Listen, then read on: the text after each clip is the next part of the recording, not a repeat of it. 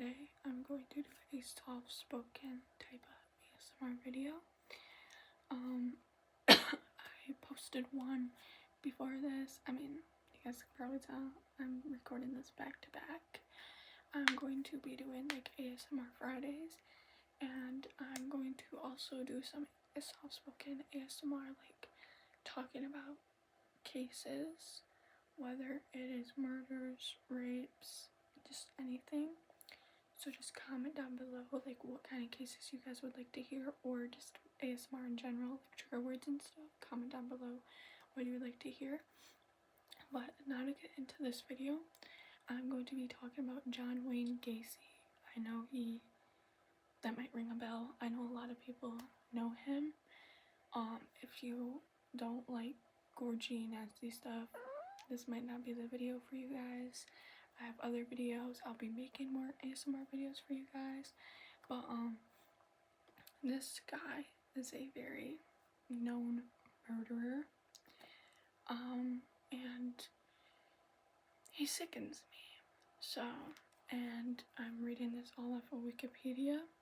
So it just kind of breaks it down for me, and I'll have the link down below. So let me get started. So, John Wayne Gacy, March 17, 1942, he was born, and May 10th, 1994, he passed away. He was an American serial killer and sex offender who raped and tortured and murdered at least 33 young men and boys between 1972 and 1978 in Northwood Park Township, Illinois, a suburb of Chicago. He became known as the Killer Clown due to his public performances as a clown prior to his discovery of his crimes. If you guys don't know what he looks like, this is John Wayne Gacy. Gacy committed all of his known murders inside his ranch-style house. Typically, he would lure a victim into his home and dupe them into donning handcuffs on the pretext of demonstrating a magic trick. He would then rape and torture his captive before killing his victim by either asphyxiation or strangulation with a garrote. I'm sorry if I don't pronounce these words right. 26 victims were buried in the crawl space of his home, and 3 were buried elsewhere on his property. 4 were discarded in Des Plaines River. Gacy had previously been convicted in 1968 of the sodomy of a teenage boy in Waterloo, Iowa, and was sentenced to 10 years imprisonment but served 18 months. He murdered his first victim in 1972, had murdered twice more by the end of 1975, and murdered at least 35 victims. At least 30 victims after his divorce from his second wife in 1976. The investigation into the disappearance of Des Plaines teenager Robert Pice led to Gacy's arrest on December 21st, 1978. Gacy's conviction for the 33 murders by one individual then covered the most homicides in the United States legal history. Gacy was sentenced to death on March 13, 1980. He was executed by lethal injection at Steveville Correctional Center on May 10, 1994. On to his early life. His childhood. John Wayne Gacy was born at Edgewater Hospital in Chicago, Illinois on March 17, 1942. The second of 3 children and only son of John Stanley Gacy and Marone Ellen Robinson.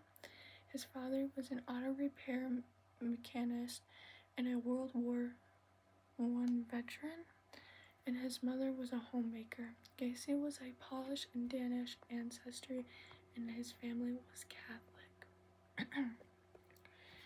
Gacy was close to his mother and 2 sisters, but had a difficult relationship with his alcoholic father, who was verbally and physically abusive to his family.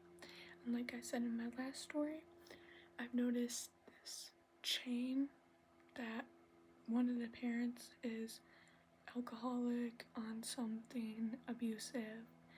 So if that doesn't signal a red flag, I don't know what does. The elder Gacy frequently belittled his son, calling him dumb and stupid and comparing him unfavorably with his sisters.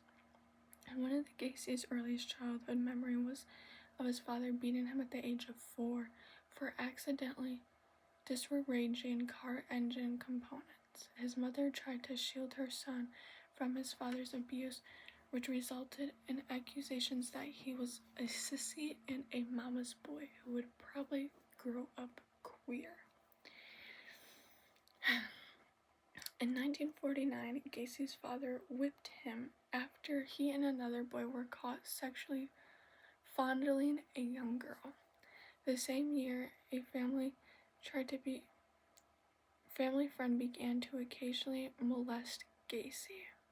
Gacy never told his father, afraid that his father would blame him. Despite their challenging relationship, Gacy loved his father, but felt he was never good enough in his father's eyes. Gacy was an overweight and athletic child. Because of a heart condition, he was told to avoid sports. In 4th grade, Gacy began to experience blackouts. He was hospitalized on occasion because of these episodes, and also in 1957 for a burst appendix. Gacy later estimated that between the ages of 14 and 18, he had spent almost a year in a hospital. He attributed the decline of his grades to missing school. Gacy's medical condition was never conclusively diagnosed. His father suspected he was malingering. On one occasion, he openly accused his son of faking as he laid in the hospital bed. Okay, and then his career. In 1970, at age 18, Gacy became involved in politics, working as an assistant predicate captain for a local Democrat Party candidate. This led to more criticism from his father, who called him a patsy. The same year, Gacy's father brought him a car. He kept his vehicle title in his own name until Gacy had it paid for, which took several years. His father would confiscate the keys if Gacy did not do as he said. In April 1962, Gacy purchased an extra set of keys in response. His father removed the distributor cat, keeping the component for 3 days. Hours after his father replaced the cap, Gacy left the home to drove to Las Vegas, Nevada, with $136 in his name, with the hope of residing with a cousin. Gacy worked in Las Vegas ambulance service before being transferred to Palm Mortuary. He worked as a mortuary attendant for 3 months, observing Moricans embalming bodies and occasionally serving as a pallbearer. He slept on a cot behind the embalming room and later confessed that one evening while alone, he clambered into the coffin of a teenage male, embracing and caressing the body before experiencing a sense of shock. This experience prompted Gacy to return home. Shortly thereafter, Gacy enrolled at Northern Wet Business College. Despite having failed to complete high school, he graduated in 1963 and took management trainee position with the Nunn-Bush Shoe Company. In 1964, the company transferred him to Springfield, Illinois, to work as a salesman and eventually promoted him to a department manager. In March of that year, he became engaged to Marlon Myers, a co-worker. During their courtship, Gacy joined the local chapter of the Jaycees. That same year, he had his second homosexual experience. According to Gacy, a colleague in the Jaycees piled him with drinks and invited him to spend that evening on his sofa. The colleague then performed oral sex on him while he was drunk. By 1965, Gacy had risen to the position of vice president of the Springfield Jaycees and was named the third most outstanding Jaycee in Illinois. Okay, apparently it says KFC manager. Gacy and Myers married in September 1964. Marilyn's father subsequently purchased 3 Kentucky Fried Chicken restaurants in Waterloo, Iowa. The couple moved there so Gacy could manage the restaurants with the understanding that they would move into Marilyn's parents' former home. The offer was lucrative. Gacy would receive $15,000 per year, the equivalent of $1,502 and $600 as of 2025, plus a share of the restaurant's profits.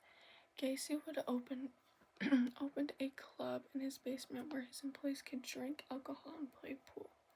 Although Gacy employed teenagers of both sexes, he socialized only with males. Gacy gave many of them alcohol before he made sexual advances. If they rebuffed him, he would claim his advances were jokes or a test of morals.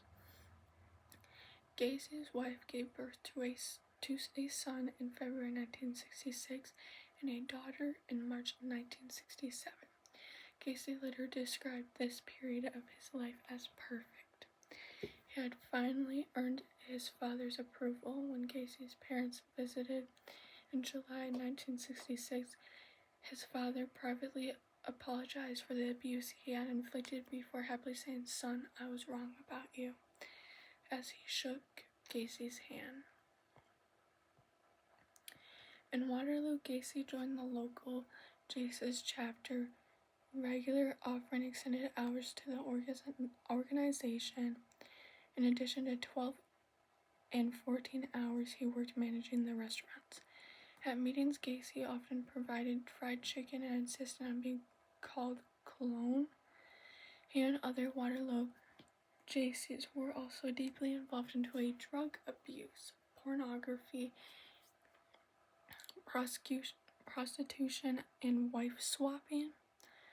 Although Gacy was considered ambitious and braggart, the Jaycees held him in high regard for his fundraising work.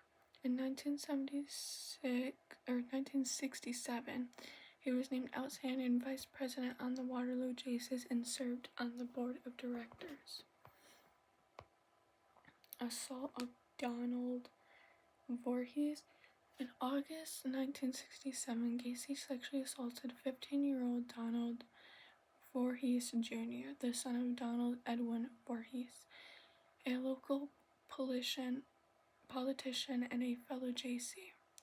Gacy lured Voorhees into his house with the promise of showing him heterosexual stag films regularly played at Jaycee events.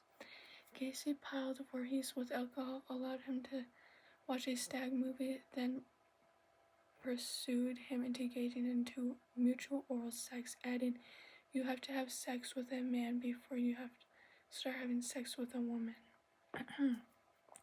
Over the following months, Gacy abused several other youths, including one whom he encouraged to have sex with his own wife before blackmailing him into performing oral sex on him. Gacy also tricked several teenagers into believing he was commissioned to conduct homosexual experience for scientific research and paid them up to $50 each. In March 1968, Voorhees told his father that Gacy had sexually assaulted him. Voorhees, he's a junior, immediately informed the police, who arrested Gacy and charged him with performing oral sodomy on Voorhees an attempted assault of 16-year-old Edward Lynch. Gacy vehemently denied the charges and demanded to take a polygraph test. The results of these tests were indicative of suspicion. Gacy publicly denied any wrongdoing and insisted the charges were politically motivated. Voorhees has opposed Gacy's nomination for appointment as president of the Iowa Jaycees. Several fellow Jaycees found Gacy's story credible and railed to his support. However, on May 10, 1968, Gacy was indicted on sodomy charge.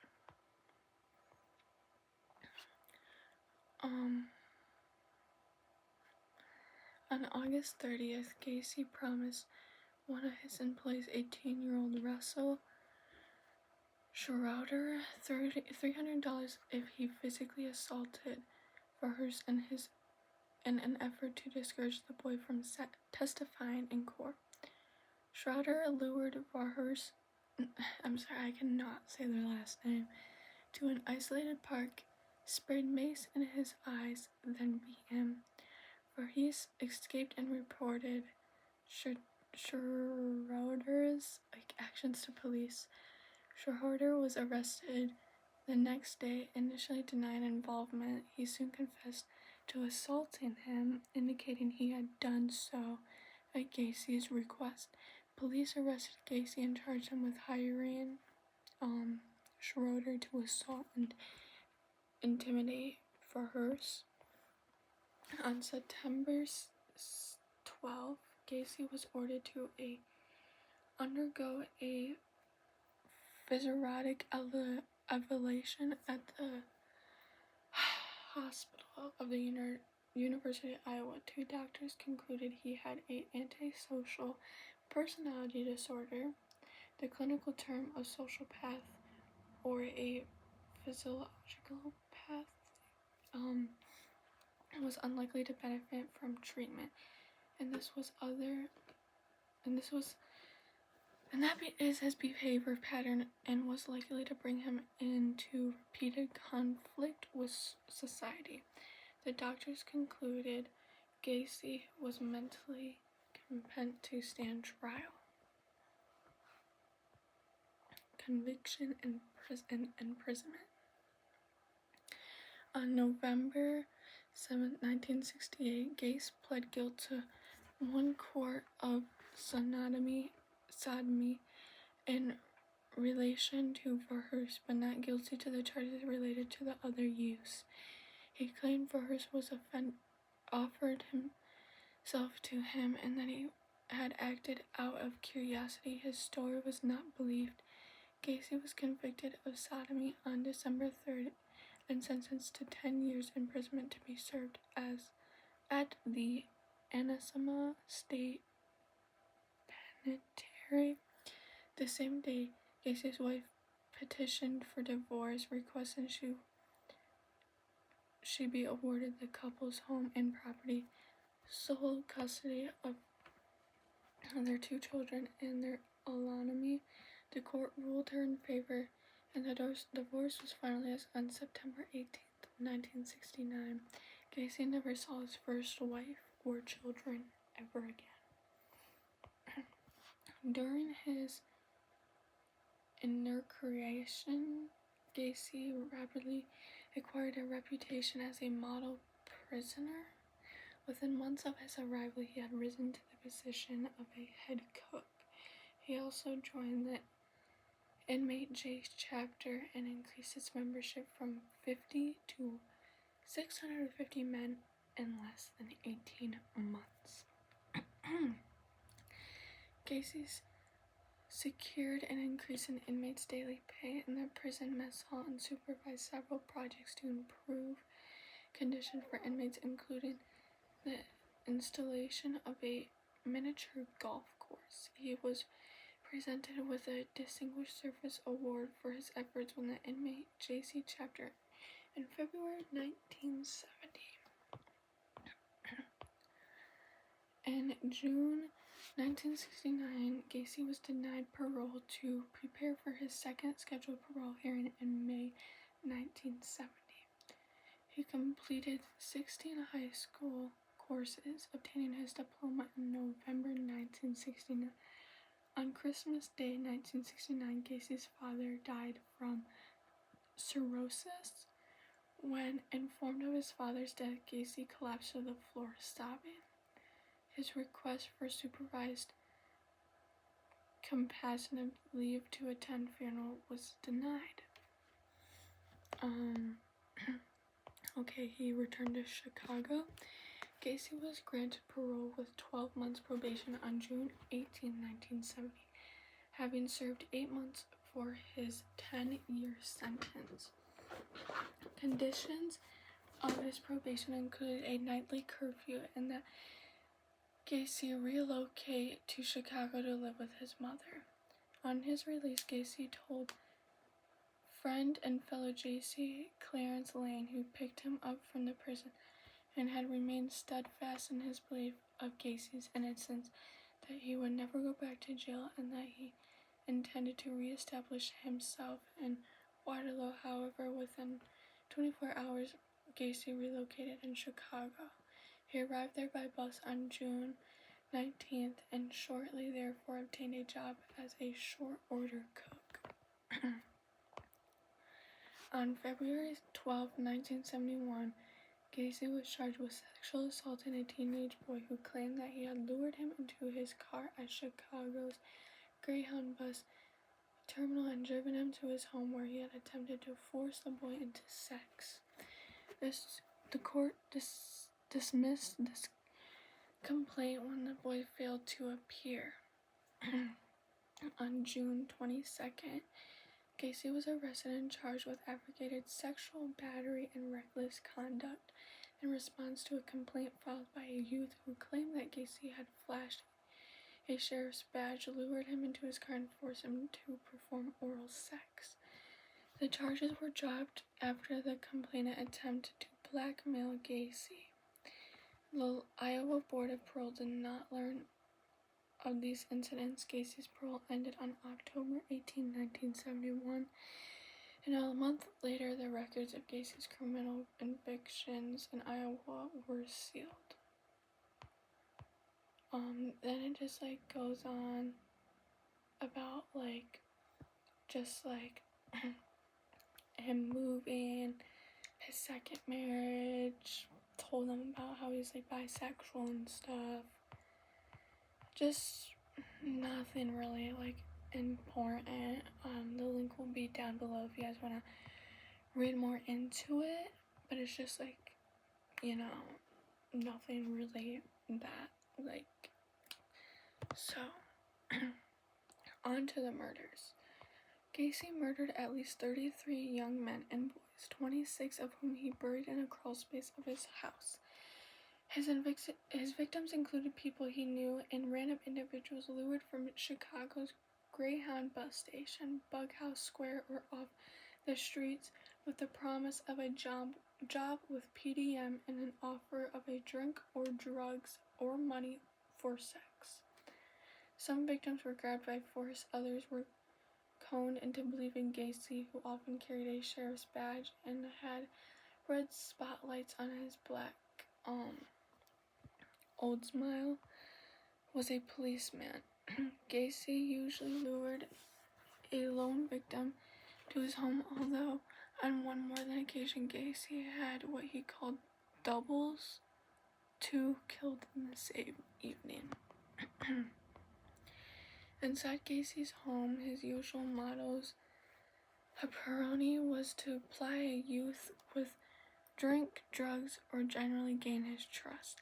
He would then produce a pair of handcuffs to show a magic trick, sometimes as a part of a clowning routine. He typically cuffed his own hands behind his back, then surreptitiously released himself with a hidden key. Then he offered to show his intended victim the trick. With this victim restrained, Gacy proceeded with rape and torture. He frequently began by sitting on them or straddling his victim's chest before forcing the victim to valet to him. Gacy then inflicted acts of torture, including burning with cigars, making his captive inmate a horse as he sat on their back and pulled a makeshift reins around their necks in violation with foreign objects such as dildos and prescription bottles after he had sodomized his captive. Gacy frequently manacled with handcuffs attached to at each end in an act inspired by Houston mass murders. He also taunted many victims through their abuse and was known to partly drown several in bathtubs before repeatedly reviving them.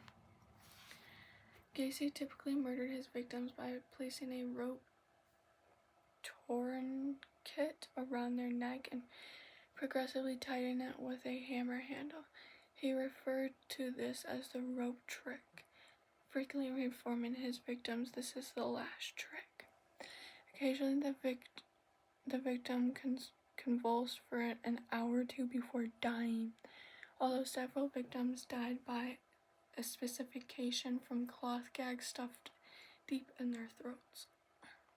Except for his final two victims, all were murdered between 3 and 6 a.m. Gacy usually stored his victim corpses under his bed for 24 hours before burning them in a crawl space where he partially poured quicklime to hasten decomposition. Some were taken to his garage and impaled prior to burial. He first murdered Timothy McCoy, John Butkovish,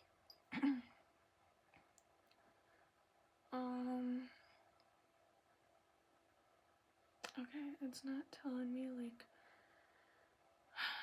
all the names, but okay. On to the investigation. When Peace failed to return, his family filed a missing person report with the Des Plaines police. Torf named Gacy as a contractor. Peace had most likely left the store to talk. Lieutenant Joseph, whose son attended Maine West High School like Peace, chose to investigate Gacy's further. A check of Gacy's criminal background revealed that he had an outstanding battery charge in Chicago and he had been in prison in Iowa for the sodomy of a 15-year-old boy. Kazanzak and two Des Plaines police officers visited Gacy at his home that following evening. Gacy indicated he had asked one of the youths working at the pharmacy who he believed to the Peace where there were any remodeling materials behind the store. He was adamant, however, that he had not offered Peace a job and had only returned to the pharmacy shortly after 8 p.m. as he had left his appointment book. Gacy promised to come to the station later that evening to make a statement, indicating he was unable to do so at that moment as his uncle just died. When questioned as to how soon he could come to this police station, he responded, "You guys are very rude. Don't you have any respect for the dead?" At 3:20 a.m., Gacy arrived at the police station covered in mud, claiming he had been involved in a car accident. On returning to the police station later that day, Gacy denied any involvement in the Peace disappearance and repeated that he had not offered him a job. Gacy reiterated that he had returned to the pharmacy in response to a phone call from Torf informing him he had left his appointment book at the store. Detectives had already spoken with Torf, who denied calling Gacy at the request of the detectives. Gacy prepared a written statement detailing his movements on December 11th. first search warrant. Suspecting Gacy might be holding peace at his home, Des Plaines police obtained a search warrant on December 13th. The search revealed several suspicious items, including several police badges, a starting pistol, a syringe, and a hypermetic needle, handcuffs, books, and homosexuality and pederasty, pornography, and stag films, capsules of just a whole bunch of nasty, inappropriate stuff, a 2x4 with 2 holes drilled into each end, several driver's license, underwear too tiny to fit Gace, a glass ring engraved with the initials JAS, a Nissan Pharmacy photo receipt, and a trash can, along with a 36-inch section of nylon rope. Surveillance.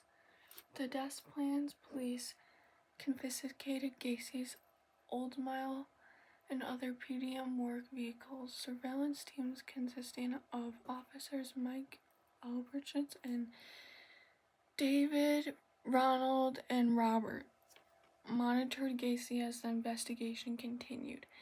The following day, Gacy's sorry, I keep getting guys in your face. The following day, investigators received a phone call from Michael Rosie, who informed the investigators of Gregory Godzik disappearance and the fact that another PDM employee, Charles Hadalou, had been found drowned in Illinois River earlier that year. On December 15th, Des Plaines investigators obtained further details of Gacy's battery charges, learning Jeffrey Rignall had reported that Gacy had lured him into his car, then chloroformed, raped, and tortured him before dumping him in Lincoln Park. In an interview with Gacy's former wife, the same day they learned the disappearance of John, the same day the class ring was traced to John Allen Sick. In an interview with Sick's mother, revealed with several items from her son's apartment were also missing, including a Motorola television. By December 16th, Gacy was becoming affable with surveillance detectives, regularly inviting them to join him with meals in restaurants and occasionally for drinks in bars or at his home. He repeatedly denied involvement with Peace's disappearance and accused the officers of harassing him because of his political connections or his recreational drug use. Knowing these officers were unlikely to arrest him or anything trivial, he openly taunted them by flouting traffic laws and succeeded in losing his pursuers more than once. That afternoon, Cram consented to a police interview in which he revealed that because of his poor timekeeping, Gacy had once given him a watch that he claimed to obtain from a dead person. Investigators conducted a formal interview on Rossi on December 17th and informed them Gacy had sold Sick's vehicle, that he had bought the car from Six because he needed money to move to California, and further examinations of Gacy's Oldsmobile revealed a small cluster of fibers in the truck suspected to human hair.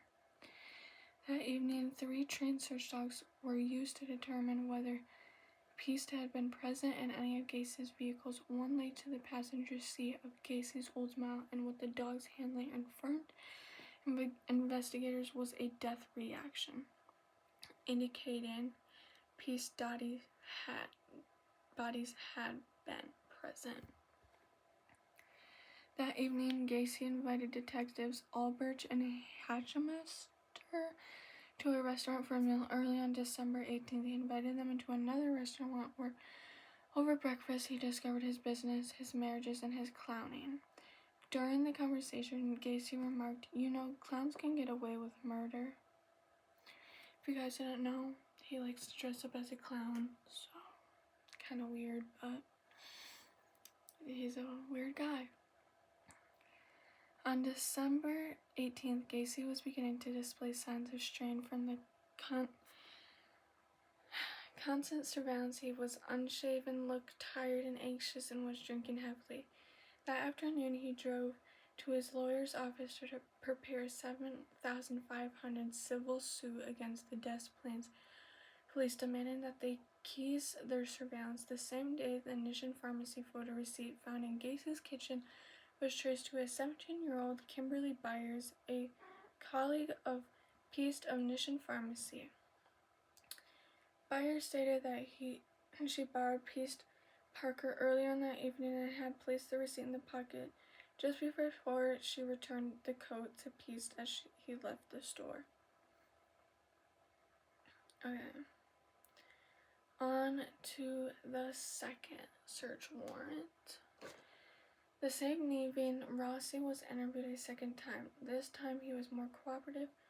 He informed detectives that in summer 1977, at Gacy's behest, he had spread 10 bags of lime in the crawl space of Gacy's house. On December 19th, investigators began complying evidence for a second search warrant for Gacy's house. The same day, Gacy's lawyers filed the civil suit against the Des Plaines police.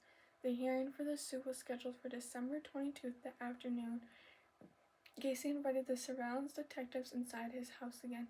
As Robinson distracted Gacy with conversation, Schultz walked into Gacy's bedroom in an unsuccessful attempt to write down the serial number of the Motorola television they suspected belonged to Sickens, which was the victim. While flushing Gacy's toilet, the officer noticed a rancid smell he suspected could be that of rotting corpse emanating from a heating duct. The officers who had searched Gacy's house previously had failed to notice this as the house had been cold. Investigators interviewed both Cram and Rossi on December 20th. When questioned as to where he believed Gacy had concealed Peast's body, Rossi replied, "Gacy may have placed the body in the crawl space." Rossi agreed to submit a polygraphy test. He denied any involvement in a Peast disappearance or any knowledge of his whereabouts. He soon refused to continue the questioning. Rossi's erratic and inconsistent responses while attached to the polygraphy machine rendered Kunzel, a police officer, unable to render a defined opinion as to his truthfulness. Rossi did, however, further discuss the trench digging he did in the crawl space and remark on Gacy's instance that he did not deviate from where he was instructed to dig. Cram informed investigators of Gacy's attempt to rape him in 1976. He stated that after he and Gacy returned to his home after December 13th search, Gacy had returned pale after seeing a cloud of mud on his carpet, and had immediately entered the crawl space to look for evidence of digging.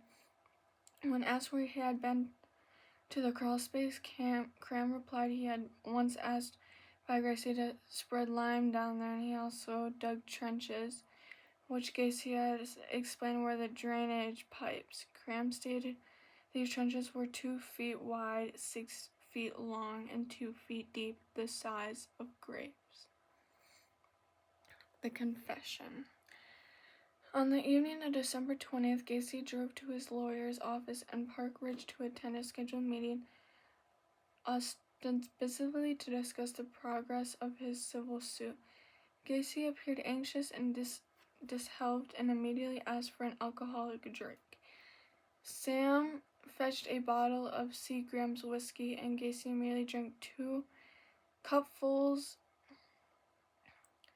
By this stage, dubious of Gacy's claims of innocence, then asked what he had to discuss with him, placing a copy of Dale Hurled on his desk, stating, "You said you had something new to tell me, something important." Gacy picked up the newspaper, pointed to the front page covering the disappearance of the piece, and said, "This boy's dead. He's dead. He's in the river."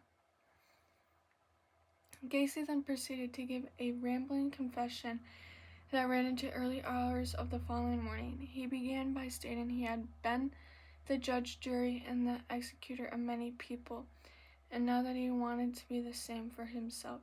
He stated that he had murdered at least 30 victims, most of them who he buried in his crawl space, and had disposed of 50 other bodies in plants.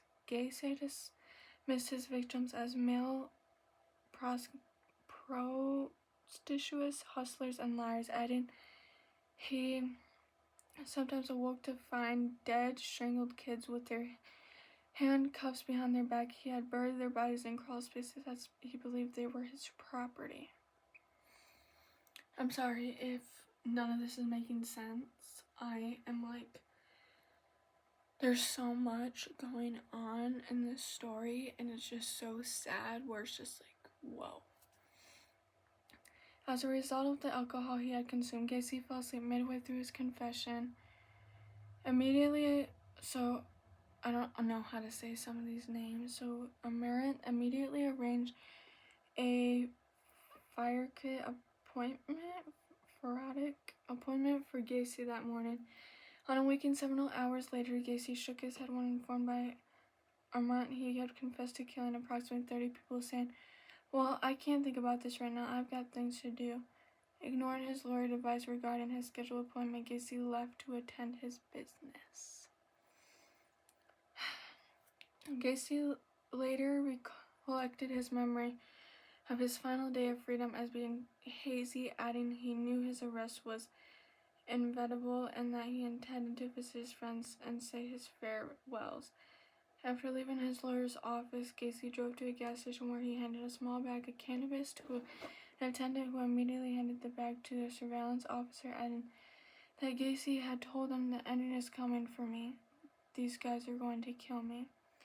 Gacy then drove to the home of a fellow contractor and friend, Ronald Rode. Gacy hugged Rode before bursting into tears and saying, "I've been a bad boy. I've killed 30 people, give or take a few." Gacy left Rode and drove to Cram's house to meet with Cram and Rossi. The surveillance officers noted he was holding a rosary to his chin, praying while he drove along the expressway. After talking with Cram and Rossi, Gacy had Cram drive him into a scheduled legal meeting. Cram informed surveillance officers that Gacy had told Rossi that he confessed to over 30 murders with his lawyers the previous evening. Wow. Gacy then had Cram drive him to Mary Hill's cemetery where his father was buried. As Gacy drove to various locations that morning, police outlined the formal draft of their second search warrant. I'm sorry guys, I'm so out of breath.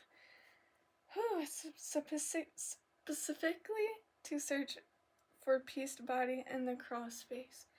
On hearing from the surveillance detectives that, in the light of his erratic behavior, Gacy might be about to commit suicide, police decided to arrest him on a charge of possession and disruption of cannabis in order to hold him in custody. As the formal request for a second search warrant was presented at 4:30 p.m. on December 21st, the eve of hearing of Gacy's civil suit, a second search warrant was granted. After police informed Gacy of their intentions to search his crawl space for the body of Peace, Gacy denied the teenager was buried there, but confessed to having killed in self-defense a young man whose body was buried under his garage. Armed with a signed search warrant, police and evidence technicians drove to Gacy's home. They found Gacy had unplugged his sump pump, flooding crawl space with water. They replaced the plug and waited for the water to drain. Evidence technician Daniel Genti entered the 28 by 38 crawl space, crawled into the southwest area, and began digging. Within minutes, he uncovered this is kind of gross.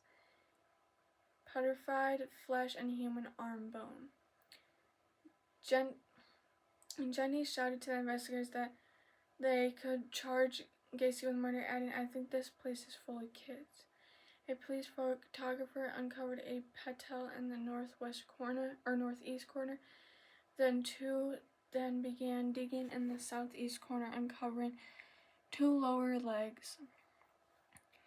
The victims were too decomposed to to be peace, as the body in the northeast corner was unearthed, a crime scene technician discovered the skull of a second victim alongside this body.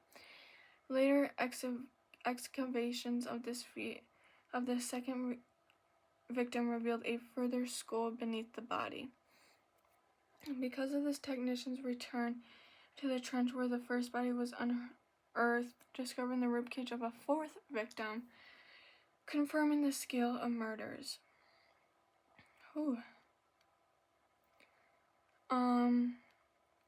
I am just gonna sum up the rest because this is going to be a very long video, and it is like 90 degrees out right now. And this case will take me like 2 hours, so I'm just gonna sum it up for you guys.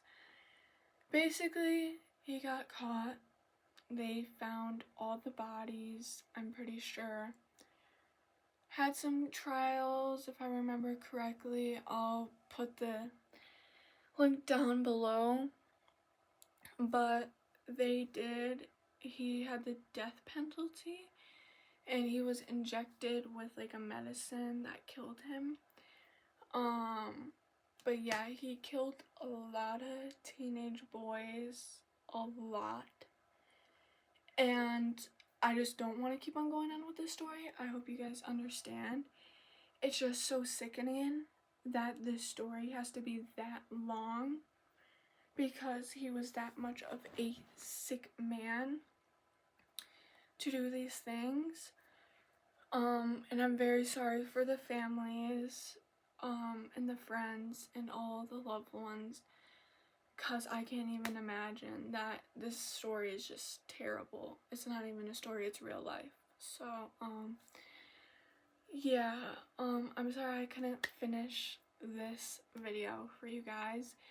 It just kind of got to me a little too much, and I hope you guys understand that, respect that. I'm still going to post this for you guys, but the link will be in the bio so you guys can read more upon it, or they have it on Netflix. I know a lot of people that make YouTube videos about it. You can do your research. But yeah, I'm sorry that I couldn't finish this. It's a very sad case. And I hope you guys have a blessed day or night.